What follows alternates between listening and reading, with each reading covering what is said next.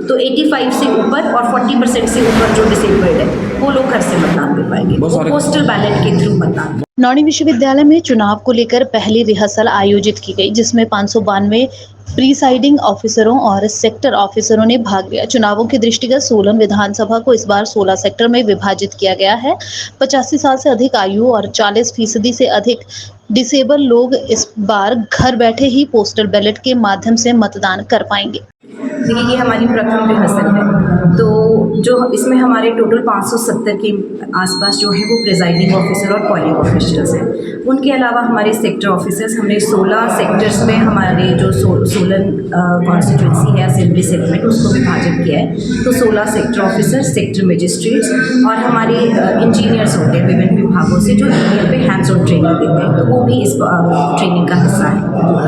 आज जो रिहर्सल हो रही मैम, तो इसमें क्या क्या जानकारी दी जा रही है? डेमोन्स्ट्रेशन भी होगा ईवीएम? देखिए, जैसे आपको पता है कि जो हमारे प्रिजाइडिंग ऑफिसर और पोलिंग ऑफिशियल है वही मतदान की प्रक्रिया जो है वो पॉल से 2 दिन पहले पार्टी चली जाती है और उसके बाद वो मतदान केंद्र स्थापित करती है और सारी प्रक्रिया वोटिंग की जो प्रोसेस है वो वही करवाते हैं हमारे पोलिंग स्टेशन पर। तो आज उनको पूरी रिहर्सल दी जाएगी कि उनको कब किस किस स्टेज पे क्या क्या करना है, वो कैसे मतदान केंद्र स्थापित करेंगे, वहाँ पहुँचने के बाद क्या करना है, और ईवीएम की हैंड्स ऑन ट्रेनिंग जो सबसे मुख्य पार्ट होता है कि ईवीएम को हैंडल कैसे करना है। तो वो आज उनको हैंड्स ऑन ट्रेनिंग ईवीएम के लिए हमारे 8 ग्रुप्स बनाए गए हैं जो 8 इंजीनियर उनको ट्रेनिंग देंगे। तो कितनी ईवीएम मशीन्स वगैरह हैं जिससे ट्रेनिंग दी जा रही है, या फिर इस बारी हमने ट्रेनिंग ईवीएम्स आज रखी हुई हैं 8 टेबल्स पे 8 ट्रेनिंग ईवीएम्स जिस पे वो ट्रेनिंग।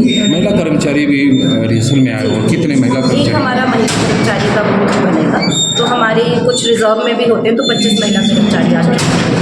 इस बार लोकसभा चुनाव के लिए पहली बार यूथ बूथ भी स्थापित हुआ है, कितने बूथ हैं?